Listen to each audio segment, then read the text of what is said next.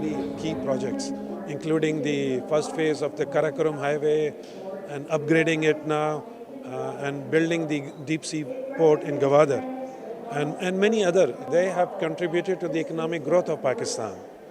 They have been a game changer for my country in terms of employment generation, upgrading the lives of the people. So they are very in line with our own government's policy of socio-economic development. CCCC is active overseas. They're also active in the Philippines. They have some projects, and we hope that we can bring more investments, Chinese technology transfer, and skills transfer, so that we can show them as the benefits that we can get from good relations with China. Delighted also to know that Sunbird, which is the biggest dragging ship here in China, is in the UAE. So I'm great as ambassador to see a very active collaboration and cooperation with our Chinese friends in such an area.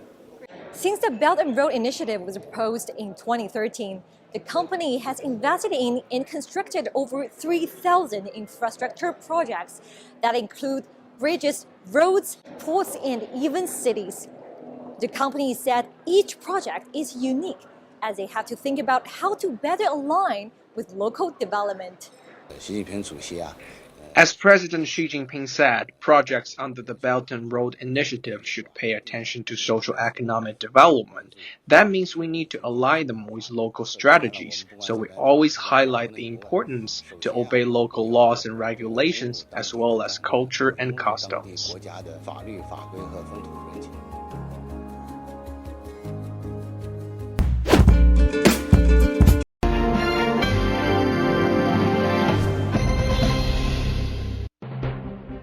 受到中国禽流感疫情冲击，加上2022年因疫情航班中断影响，进口受限，中国雏鸡短缺。彭博社报道，从今年年初以来，中国雏鸡价格飙升，已经来到年初价格的3倍，恐将进一步推升食品价格上涨，但也暴露出北京在加强粮食安全脆弱的一面。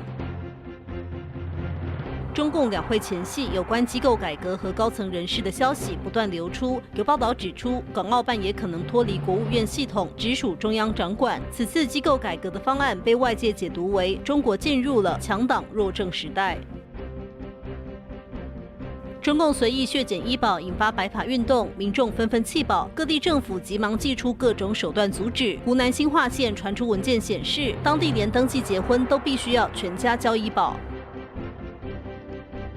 美国国务院全球参与中心特使鲁宾表示，中共斥资数十亿美元在全球散布有害的虚假资讯，包括与俄罗斯入侵乌克兰真相完全相反的谎言。西方国家的应对却过于缓慢。新唐人亚太电视整理报道。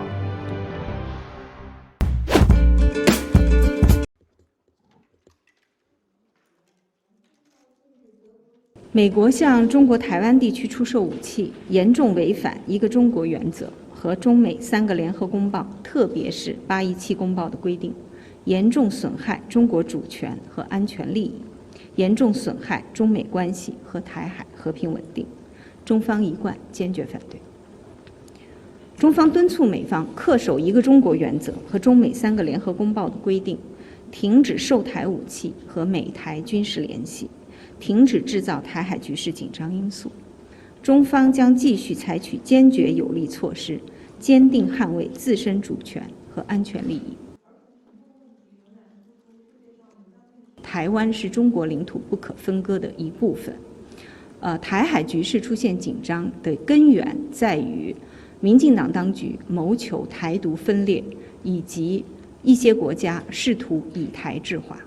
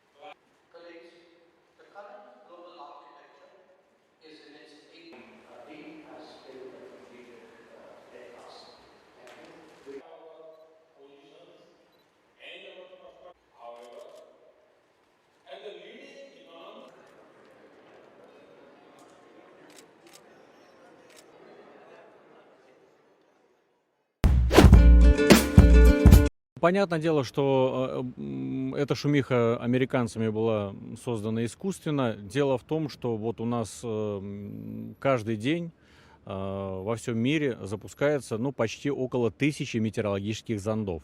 Или зондов, вернее. Вот. Мало того, некоторые аэрозондировочные станции делают это дважды в сутки, а некоторые, самые такие оснащенные, 4 раза в сутки. То есть можете представить, какая армия воздушных шаров или вот этих метеозондов ежесуточно курсирует по 5-му воздушному океану. Вот. Поэтому в этом ничего удивительного нет. Аэростат вообще, он только подвержен направлению и скорости ветра. Да? Вот куда его отправил, туда он и летит. И эта история, вообще такие истории, их огромное количество. И никто на них особо внимания не обращает. Ну, скажем так, проводить разведку с аэростата, сейчас нет особого смысла с таких высот, тем более. Для этого есть, в конце концов, серьезные спутники разведывательные, которые выполняют эту миссию блистательно.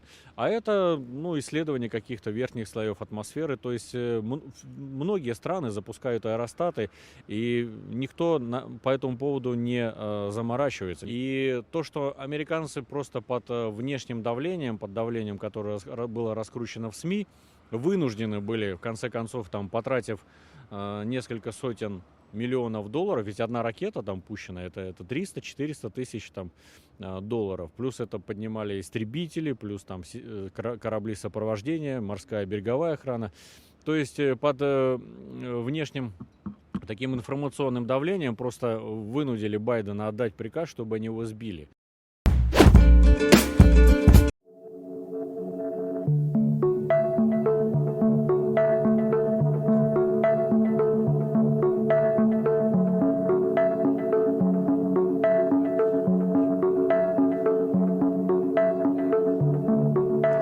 Has to look at his record. He has revealed many stories and been criticized for it. And then a few months later, it turns out the government has to admit, oh yes, Mr. Hirsch had that correct. So he also has an unblemished record for protecting his sources. Seymour Hirsch, for his part, has been very careful not to give information that would reveal the source.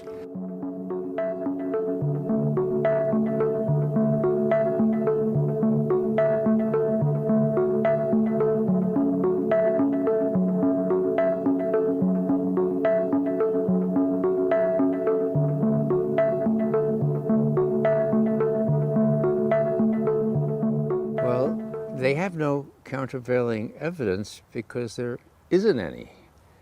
What there is, and Professor Jeffrey Sachs made this point clear, it's that Sweden knows every inch of that Baltic Sea surface near Sweden.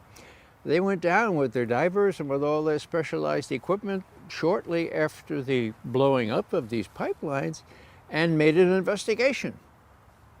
And they came back up to the air. And people said, what'd you find? And they said, we can't tell you. It's classified. It would endanger national security. So, when we were at the UN, the Nordic people, the countries there, Denmark and Netherlands, I think, and even Germany, had issued a paper saying, look, we're going to continue the investigation that the Swedes did, and just leave it to us. We can do this thing, please. Just trust us. And of course, the Russian answer was, well, this is the UN Security Council. This was an act of war.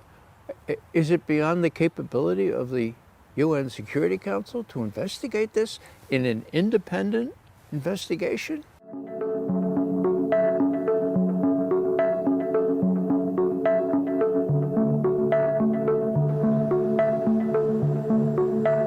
Well, for suggesting that, Jeffrey Sachs, a professor at Columbia, and I were criticized as conspiracy theorists, right? The only representative at that Security Council meeting who took a strong stand for the obvious utility of an independent investigation was the Chinese representative who came out and said, well, this doesn't make any sense. Why can't we do this? Of course we should do this. Now, they will have to vote on this because it is a resolution. No one expects it to pass because the U.S. could veto it and get France and Britain to veto it too. But just showing that to the public, just making that information available, pretty much for any reasoned person can sort of smell a rat here. Why don't they want an independent investigation?